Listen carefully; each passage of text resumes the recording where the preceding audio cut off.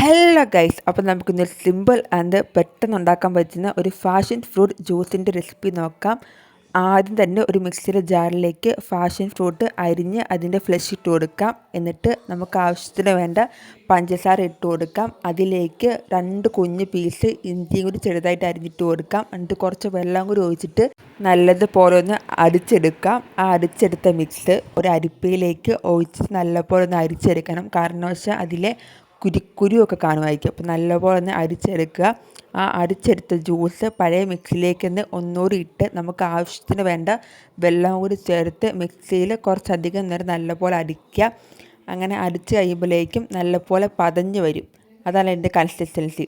നല്ലപോലെ പതിഞ്ഞ് വരും. എന്നിട്ട് നമുക്ക് വേണ്ട ഗ്ലാസ്സിലേക്ക് സെർവ് ചെയ്യാം. ഇതിൻ്റെ ടേസ്റ്റ് അടിപൊളിയാണ്.